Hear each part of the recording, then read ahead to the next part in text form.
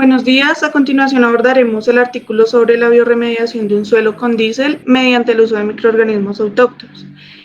Bueno, para empezar, la finalidad de la investigación tratada en el artículo fue realizar un aislamiento y una caracterización tanto bioquímica como molecularmente de un consorcio bacteriano que tuviera la capacidad de degradar hidrocarburos en un suelo contaminado con diésel a escala de laboratorio. El consorcio bacteriano está conformado por los géneros Enterobacter, Bacillus, Staphylococcus aureus, Sanguibacter soli, Artobacter y Flavobacterium. El suelo se trató mediante dos tecnologías de biorremediación in situ, que fueron la atenuación natural, sin intervención humana, y la bioestimulación, que se basa en agregar nutrientes a los microorganismos. El parámetro de control que se definió fue la concentración de hidrocarburos totales de petróleo, HTP, en el cual se obtuvo una reducción en un periodo de 4 meses. Para la atenuación natural, un 36.86% y para la bioestimulación, un 50.99%.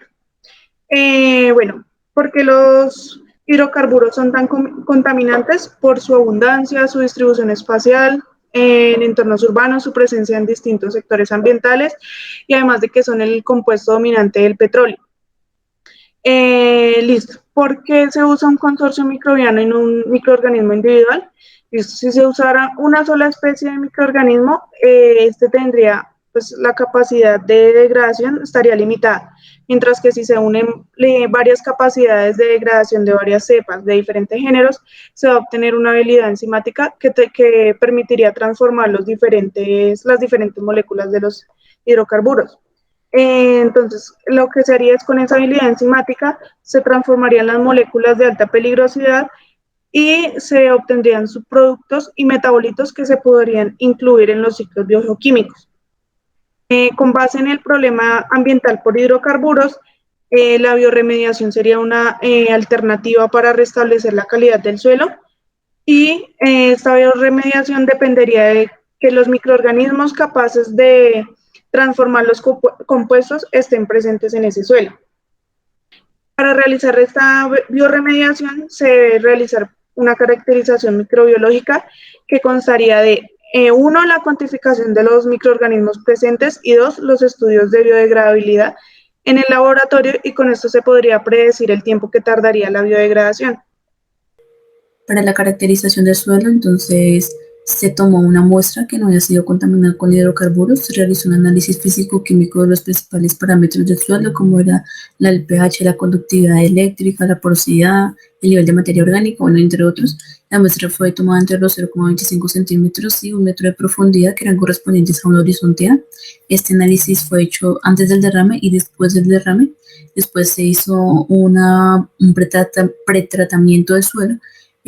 No se tuvo en cuenta la parte de cobertura vegetal, se dejó secar este suelo durante 4 días para posterior hacer un proceso de tamizado con el fin de disminuir la formación de agregados en el suelo.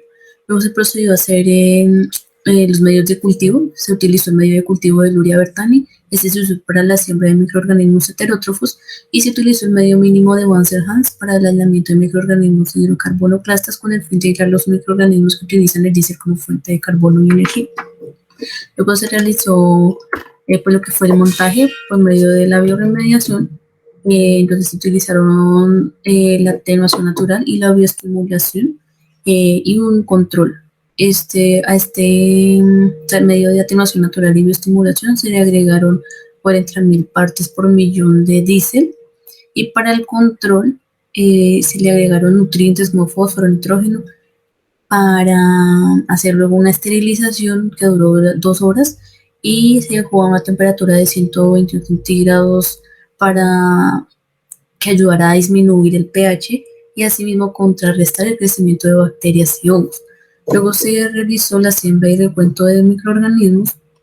Esta se realizó con diluciones seriadas en bacterias con 9 miligramos de solución, al cual se le agregaba 1 gramo de suelo. Las diluciones se hicieron por agitación vórtice durante 2 minutos hasta llegar a la dilución de -9. Se sembraron las últimas 3 diluciones en cajas Petri, se dejaron en incubación a una temperatura de 20 grados centígrados por 7 días. Luego se realizó una coloración GRAM, una prueba de catalasa y oxidasa para la identificación bioquímica de las colonias y para el aislamiento e identificación molecular de la mina. Y pues al finalizar, pues se realizó el recuento de las unidades formadoras de colonia. Para la extracción de los hidrocarburos se utilizó el método de agitación-centrifugación utilizando viales de cloripropileno para centrífuga de 50 mililitros.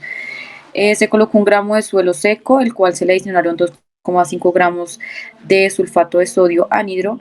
Se le agregó a cada vial 5 mililitros de diclorometano, se llevó al vortex por 60 segundos. Estas muestras fueron centrifugadas en un equipo a 70.000 revoluciones por minuto durante 20 minutos. El lavado del suelo se repitió 2 veces sobre el residuo sólido remanente hasta lograr un volumen aproximadamente de 15 mililitros de sobrenadante. Se empleó un rotoevaporador, la temperatura fue de 40 grados Celsius y una presión de 740 milímetros de mercurio para separar el extracto orgánico del solvente, y el extracto se suspendió pues en 1,5 mililitros de diclorometano. Estas muestras fueron almacenadas a 5 grados Celsius para su posterior análisis. En el análisis de los hidrocarburos se hizo por medio de la cromatografía de gases acoplada a espectrofotometría de masas. Las condiciones de temperatura inicial fue de 60 grados Celsius por 2 minutos, luego la temperatura se mantuvo a 8 grados Celsius por minuto hasta alcanzar 300 grados Celsius por 8 minutos. La temperatura del inyector se mantuvo en 250 grados Celsius y la del detector a 340 grados Celsius. El gas de arrastre pues fue el hidrógeno, trabajando a un flujo constante de 2 mililitros por minuto. Para identificar y cuantificar la concentración de hidrocarburos, esta contenía pues una mezcla de hidrocarburos alifáticos con un total de 35 análitos suspendidos en disulfuro de carbonato y diclorometano. El recuento de bacterias e identificación del consorcio bacteriano arrojó los siguientes resultados. La duración del experimento fue 4 meses, se realizaron 7 siembras en medios de cultivo en los que la única fuente de energía era el combustible diésel.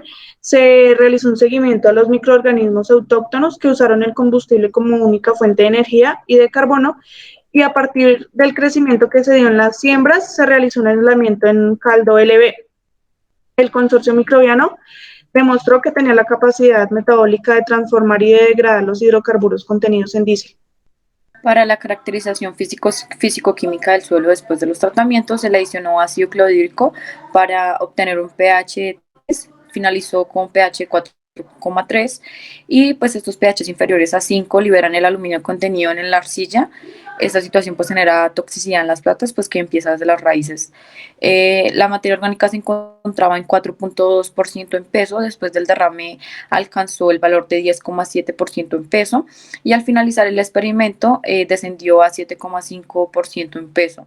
Otro resultado es que las siembras pues se hicieron en medios de cultivo selectivos con el fin de aislar un consorcio bacteriano capaz de utilizar los hidrocarburos contenidos en diésel como fuente de carbono y energía.